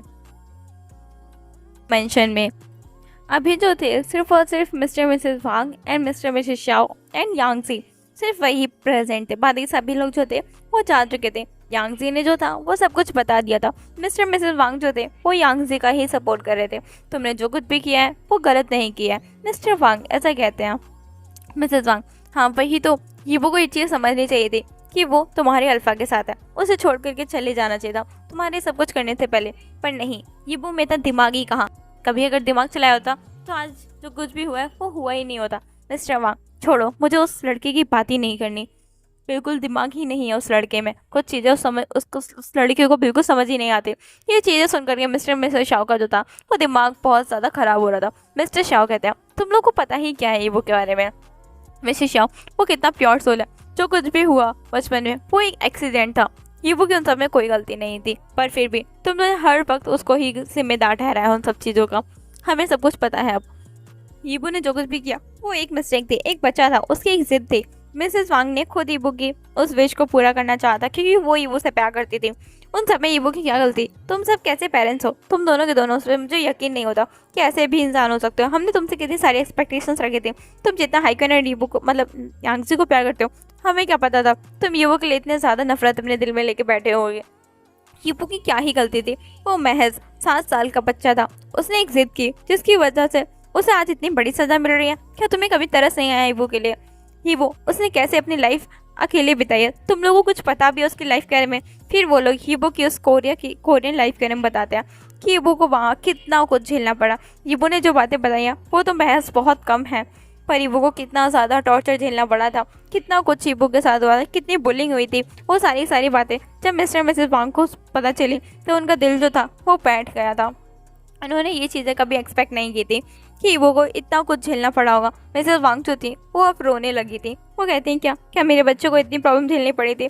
सच है मैं कितनी बुरी माँ हूँ, मैंने अपने बेटे को इतना दुख दिया, मैं सच में बहुत बुरी वांग हूँ मिस्टर वांग। जो कि मिसेस वांग को संभालते हुए कहते नहीं आइए, तुम्हारी इतनी गलती नहीं है, शायद सारी गलती मेरी है। मैंने बहुत बड़ी गलती कर दी थी। मैं हमारे बेटे को नहीं समझा, सारी गलती मेरी ही आई है। वो ऐसे कहते हैं और वो भी अब रोने लगे थे।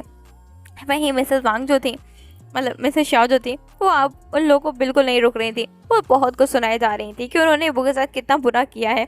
उन्होंने इबू को कैसे अकेला छोड़ दिया, महज 7 साल के बच्चे को उन भेड़ियों के सामने छोड़ दिया था। वहाँ इबू कैसे सरवाइव कर रहा था वो सब बताती हैं। उन्हें बहुत गुस्सा आ रहा था। मिस्टर शाओ जो थे वो शांति से खड़े हुए सब कुछ देख रहे थे। उन्हें भी बहुत गुस्सा आ रहा था, पर वो कुछ नहीं कहते। उन्हें पता है इन सब चीज़ों को संभालने के लिए उनकी वाइफ ही काफ़ी है। वहीं जो मिस्टर मिसेस वांग थे अब बहुत ज़्यादा रिग्रेट करने लगते हैं कि उन्होंने जो ईबू के साथ किया वो बिल्कुल भी ठीक नहीं किया। ईबू सच में उसने कितना कुछ झेला है, फिर भी ईबू ने कभी कोई कंप्लेंट नहीं की उनके सामने। ईबू जो था हर चीज़ को हंसते हंसते सह रहा था और मिस्टर मिसेस वांग के साथ उसका वो रिलेशन भी नहीं रहा। वो कभी भी उन्हें मॉम डैड नहीं बोलता। वो समझ चुके थे कि ईबू शायद से उनसे बहुत ज़्यादा नाराज़ है। ईबू शायद उनसे कभी नहीं मानेगा। आज ईबू वापस जा चुका है कोरिया, शायद अब वो ईबू से कभी माफ़ी भी नहीं मांग पाएंगे। लेकिन तभी शाओ मेंशन में एंट्री होती है कि बोके, जो कि हंसते हुए एकदम जोर से भागते हुए आता है और मिसेस शाओ को टाइटली हक करता है। वो कहता है मॉम मैंने आपको बहुत ज़्यादा मिस किया, आपको पता है। वो ऐसा कहता है और स्माइल करता है। वहीं मिसेस शाओ जो कि ईबू का कान पकड़ दिया। ईबू कहता है आउच आउच मॉम, अब आप मेरा कान क्यों पकड़ रहे हो। मिसेस शाओ ईबू तुमने एक चीज़ देखी और मेरे बेटे पर शक किया।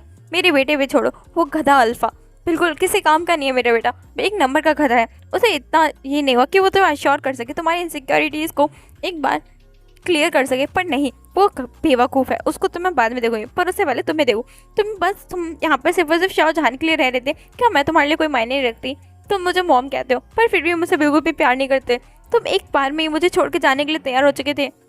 ये वो मैं सच में तुमसे बहुत ज़्यादा डिसअपॉइंटेड हूँ। तुमने एक बार भी नहीं सोचा कि तुम्हारी मॉम पे क्या बीतेगी। ये वो कहता है मुझे मॉम माफ़ कर दो, मुझसे बहुत बड़ी गलती हो गई, अगली बार ऐसी कोई गलती नहीं होगी। वैसे शाह वो कहती है तुम्हारी इस माफ़ी का क्या मैं चार डालूँ?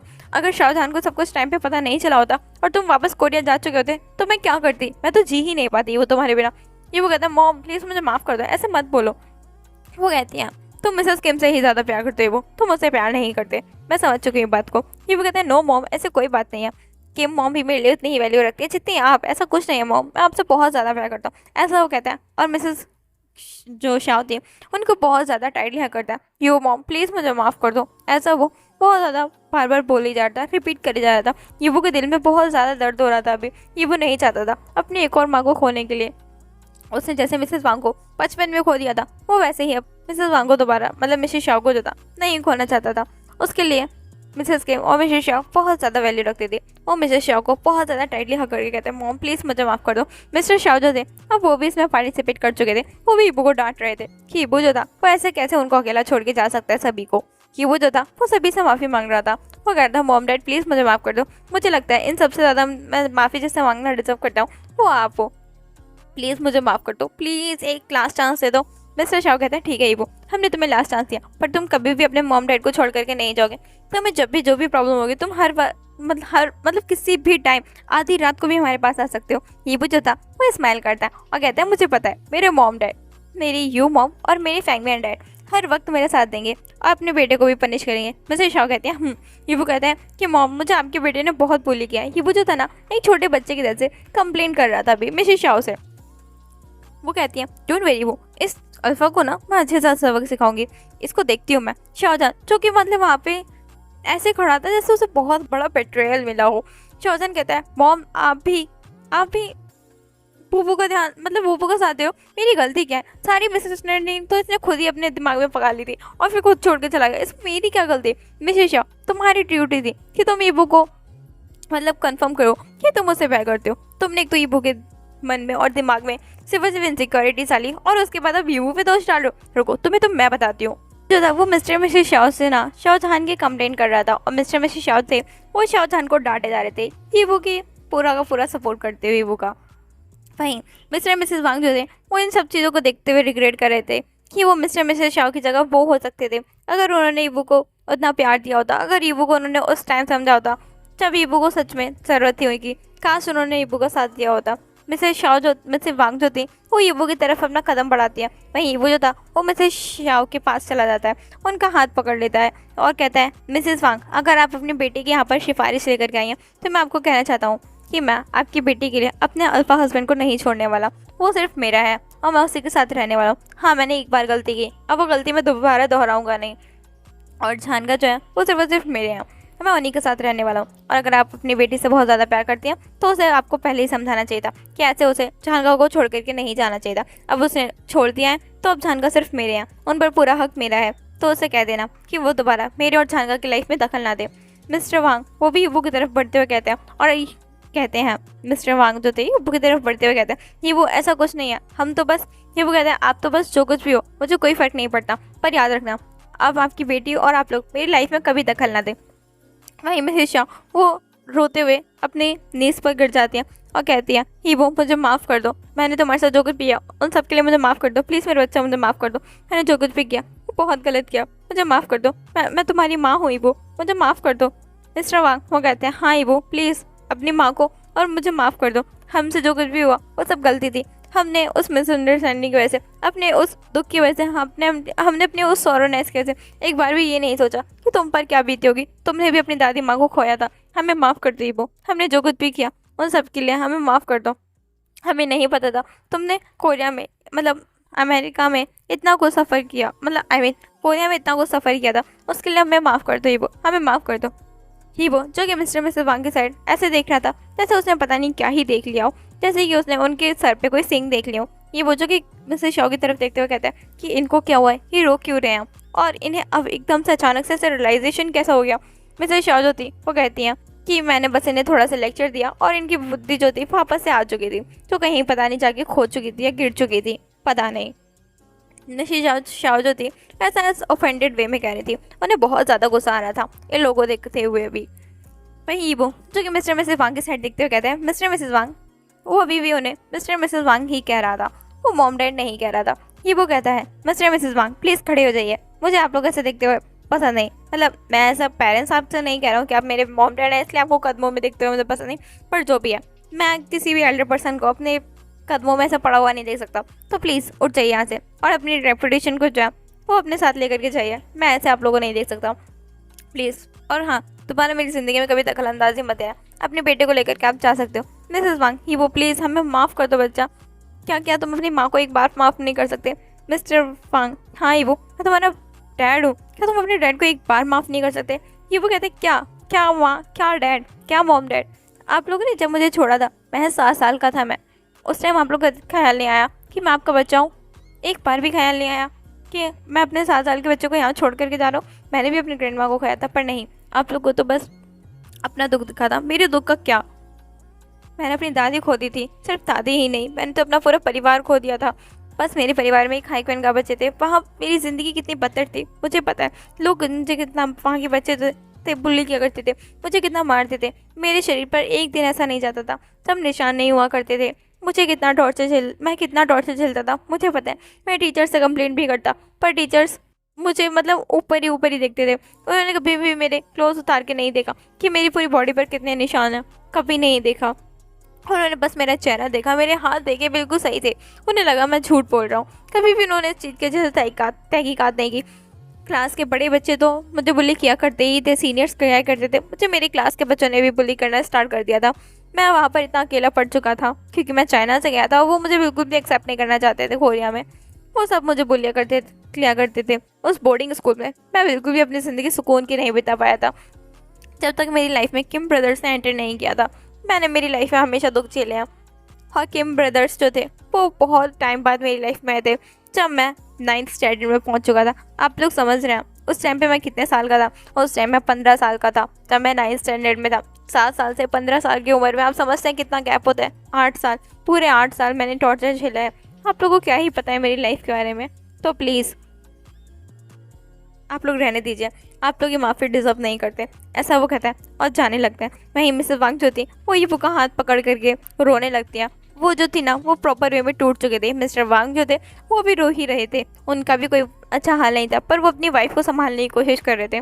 ये जो था वो एक बार को उसका दिल जो था वो पसीज गया था। ये वो इनके जैसा हर्टलेस नहीं है। ये वो जो था वो कहते हैं मिस्टर मिसेस वांग मुझे नहीं पता मैं आप लोगों को फ्यूचर में माफ़ कर पाऊंगा या नहीं, पर मुझे बस इतना पता है कि आप लोग प्लीज़ मुझसे दूर रहिएगा, मेरे पास कभी दोबारा मत आइएगा। ऐसा वो कहता है, और उनका जो हाथ था वो छिटक करके जाने लगता है। मिसेस वांग जो थी वो बहुत ज़्यादा रोने लगती हैं, बहुत ज़्यादा हद से ज़्यादा, बहुत ज़ोर ज़ोर से रोने लगती है। हीबू के इस डिसीजन को सभी ने सपोर्ट करा, स्पेशली मिस्टर मिसेस शाओ ने। उनका सीधा सीधा कहना था कि जो कुछ भी हुआ है उसमें बस उनकी गलतियाँ, उन्होंने ही सब कुछ किया। वहीं यांगसी जो थी उसे ये चीज़ बिल्कुल पसंद नहीं आई कि उसके पेरेंट्स की जो है ये हालत है, और ये वो जो है बस उन्हें एक माफ़ी नहीं दे सकता। ये वो इतना सेल्फिश कैसे हो सकता है। यांगसी जो थी अपने पेरेंट्स को संभालने की कोशिश कर दिया। ये वो जो था वो स्टेयर्स की तरफ बढ़ रहा था। ये वो जो था इस चीज़ के लिए ग्लैड था कि यांगजी ने भले लाइफ में किसी को भी धोखा दिया हो या कुछ भी किया हो, पर वो मिस्टर मिसेस वांग से जेन्युइनली प्यार करती थी। वहीं ईव जो कि आगे जा रहा था, वहीं यांगसी उसे बहुत ज़्यादा गुस्सा आता है। वो आगे बढ़ती और ईवो को पकड़ के खींचती है। ईवो जो था वो एक दो स्टेयर्स पर ही चढ़ा था, पर ईवो जो था वापस से स्टेयर्स के नीचे आ चुका था उस यांगजी की वजह से, क्योंकि यांगजी ने उसे अचानक से खींचा था। तो ईवो का जो था बैलेंस बिगड़ गया था और वो नीचे की तरफ आ गया था, पर ईवो ने अपने आप को इतना संभाल लिया था कि वो नीचे ना गिरे। वहीं शाओजान उसे बहुत ज़्यादा गुस्सा आ जाता है। वो यांगजी को जो था ईवो से अलग करता है और कहता है मेरे ओमेगा हस्बैंड से दूर रहो। यांगसी वो कहती है शाहजहान इस वक्त मैं तुम्हारी वजह से यहाँ पर नहीं हूँ, इस वक्त मैं मेरे मॉम डैड के लिए हूँ। ये वो तुम्हारी हिम्मत कैसे हुई मेरे मॉम डैड के साथ ऐसा बिहेव करने के लिए। मेरे मॉम डैड तुमसे जेन्युइनली माफ़ी मांग रहे हैं, तो क्या तुम उन्हें माफ़ नहीं कर सकते? इतने सेल्फिश क्यों बन रहे हो? ये वो जो कि यांगजी की तरफ देखता है पर कुछ कहता नहीं है। वहीं यांगजी कहती है ये वो इतनी भी कोई बड़ी बात नहीं हुई, तुम उन्हें माफ़ कर सकते हो, मेरे मॉम डैड को माफ़ कर दो, उनकी हालत तुम्हारी वजह से इतनी ज़्यादा ख़राब हो रखी है। ये वो कहता है तुम्हारे मॉम डैड है वो, तुम जाके माफ़ करो, तुम्हें शो करना है उनके साथ वो करो, पर मैं उन्हें माफ़ नहीं करने वाला, उन्होंने मेरे लिए कभी कुछ किया ही कहाँ है। ऐसा वो कहता है और गुस्से में उन्हें देखने लगता है। वहीं वो कहता है तुम्हारे मॉम डैड ने खुद संभालो उन्हें, ऐसा कह के वहाँ से जाने लगता है। वहीं यांगसी जो कि एक बार फिर ईवो का हाथ पकड़ चुकी थी और कह रही थी कि मेरे मॉम डैड तुमसे जेन्युइनली माफ़ी मांग रहे हैं, उन्हें माफ़ कर दो। वहीं मिसेस शाओ जो थी वो ईवो का पूरा सपोर्ट करते हुए कहते हैं ईवो जो कुछ भी कर रहा है मैं ईवो के साथ हूँ, ईवो बिल्कुल सही कर रहा है, इन्होंने उस वक्त उसे छोड़ा था तो ईवो अब इस वक्त इन्हें क्यों अपनाए, ईवो का जब मन नहीं है तो वो उन्हें माफ़ नहीं करेगा। वहीं मिस्टर मिसेस वांग जो थे वो बहुत ज़्यादा रोने लगता है, उनकी बहुत ज़्यादा बुरी हालत थी। ईवो को पता था मिसेस वांग जो है वो एक पेशेंट है, वो इतने ज़्यादा अपनी हालत ख़राब नहीं कर सकती, वो इतने ज़्यादा स्ट्रेस में नहीं रह सकती। तो ईवो जो था वो शाय करता है और कहता है मैंने इन्हें माफ़ कर दिया है, पर इनसे कह देना इससे ज़्यादा मुझसे कुछ एक्सपेक्ट ना करें, वो मेरे पास ज़्यादा ना आए, मैं इतनी जल्दी सब कुछ भुला करके उनको मॉम डैड नहीं कहने वाला। अगर वैसा एक्सपेक्ट करना है तो उनसे कह देना कि ऐसा ज़िंदगी में कभी नहीं होगा। रही बात माफ़ी की, वो मैंने इन्हें माफ़ी दे दी है, तो अब जो चाहें वो कर सकते हैं, बस मुझसे दूर रहें, ऐसा वो कहते हैं और वहाँ से चला जाता है। मिस्टर मिसेस वांग इस चीज़ के लिए ग्लैड थे कि ईवो ने जो है उन्हें एटलीस्ट माफ़ कर दिया है। बात है कि शायद ज़िंदगी में फ्यूचर में समय जो है वो उनके जो क्या कहते हैं वाउंड है, इंजरी है, उन्हें भर देगा, उनके घाव को जो समय भर देगा, ऐसा सोचते हैं और शेयर करते हैं। बस एक इंतज़ार है उन्हें सही वक्त का, जब ईवो जो है उन्हें माफ़ कर देगा, ईवो के जब घाव जो है वो भर जाएंगे तब शायद ईवो उन्हें माफ़ कर देगा, ऐसा सोचते हैं। और जो थे ना वो अपने ऐसे मतलब रोते हुए चेहरे के साथ वापस जा चुके थे। हाइक्वेन जो कि अपने पेरेंट्स की तरफ देखता है और कहता है मैंने मॉम डैड से कितनी बार कहा था कि वो रिग्रेट करेंगे एक दिन, पर उन्होंने कभी मेरी नहीं मानी, आज वही दिन है, ऐसा क्या सोचते हैं और शाय करते हैं। वो बस अपने मॉम डैड को ही देख रहा था। जाओ चैंग जो था वो हाइक्वेन का हाथ पकड़ता है और इसे रब करने लगता है और कहता है इट्स ओके, सब कुछ ठीक हो जाएगा समय के साथ शायद, वो ऐसा कहता है और उधर देखता है जिधर ईवो गया था। हाइक्वेन कहता है आई होप सो, सब कुछ ठीक हो जाए, वो ऐसा कहता है और शेयर करता है। हाइक्वेन और साउचिंग जो थे वो भी पूरी शाओ फैमिली से इजाज़त लेके अब जा चुके थे। यांगजी जो थी वो मिस्टर मिसेस वांग के साथ पहले ही जा चुकी थी। वहीं अब सभी जो थे शाओ फैमिली के मेंबर्स वो भी अपने अपने रूम में जो थे जा चुके थे। हाओशिन एंड सोंगजियांग भी अपने घर जा चुके थे एंड यूबिन जो था वो भी अपने घर जा चुका था। वहीं ईबू एंड शाओजान अपने रूम में, शाओजान जो कि ईबू के पास मतलब दोनों जो थे वो फ्रेशन अप हो चुके थे। शाओजान जो था वो लास्ट में फ्रेशन अप हुआ था, ईबू जो था वो पहले फ्रेशन अप होकर आकर के रूम में बैठ चुका था। रूम जो था अभी भी डेकोरेट था, पर दोनों में से कोई कुछ नहीं बोल रहा था। ईबू जो था वो बेड पर अपने फ़ोन पे रील्स जो था वो स्क्रॉल कर रहा था। शाओजान जो था वो फ्रेशन अप होकर के आकर के बेड की तरफ पड़ता है। ईबू जो था वो शाओजान की तरफ देखते हुए कहता है ओ हेलो, तुम्हारी हिम्मत कैसे हुई बेड की तरफ आने की, तुम भूल गए क्या मैंने तुम्हें पनिशमेंट दिया कि तुम रूम से बाहर रहोगे पूरे 1 हफ्ते के लिए। शाओजान वो कहते हे ईबू तुम ही क्या कर रहे हो, मुझे लगा तुम मजाक कर रहे थे।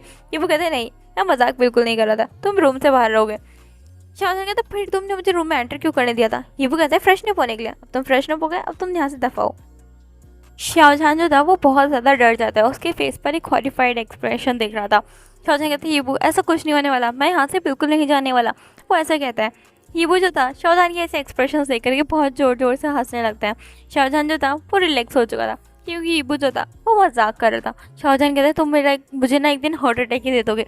यीबू कहते हैं जान का क्या आपको सच में लगा था मैं आपको खुद से दूर जाने के लिए कहूँगा? ऑब्वियसली नहीं, मैं आपसे सच में अब 2 सेकंड के लिए भी दूर नहीं रह सकता, ऐसा वो शाहजहान की तरफ अपनी बाहें फैलाते हुए कहते हैं। शाहजहान जो था वो भी यीबू की बाहों में आ चुका था। उसका हेड जो था अभी शाहजहान के सर मतलब यीबू का शाहजहान का जो हेड था वो यीबू की चेस्ट पर था। यीबू जो था शाहजहान के बालों को रब कर रहा था और उसको पेट कर रहा था। यीबू कहता है आई होप अब आप समझ गए होगे कि मेरे बिना आप बिल्कुल नहीं रह सकते, तो मुझसे ना बिल्कुल भी दूर जाने की कोशिश मत करना, और किसी ओमेगा के पास देखे ना, धन का सच बता रहा हूँ बहुत बुरा होगा। शाहजहान कहता है हाँ हाँ समझ गया, तो मुझे और उस ओमेगा को दोनों को ही मार डालोगे, मैं समझ गया। यीबू जो था वो स्माइल करता है और कहता है हाँ बिल्कुल ऐसा ही होने वाला है। यीबू जो था वो कहता है छान का मैं बहुत डर गया था, मुझे लग रहा था मेरी दुनिया ख़त्म हो गई। शाहजहान कहता है मेरी भी, वैसे कह रहा था, और अभी यीबू की जो चेस्ट पे था ना उस पर सुकून से अपना सर रखा हुआ था। यीबू जो था स्माइल करता है शाहजहान के चेहरे पर, वो रिलैक्स वो देख सकता था जो टेंशन थी अभी इतने समय तक वो सारी जा चुकी थी। दोनों के दोनों जो थे एक दूसरे को इस बार कड़र करके सोच चुके थे उन्होंने क्या क्या सोचा था और इस रूम में अभी क्या हो रहा था। डेकोरेशन अभी के अभी वैसी थी।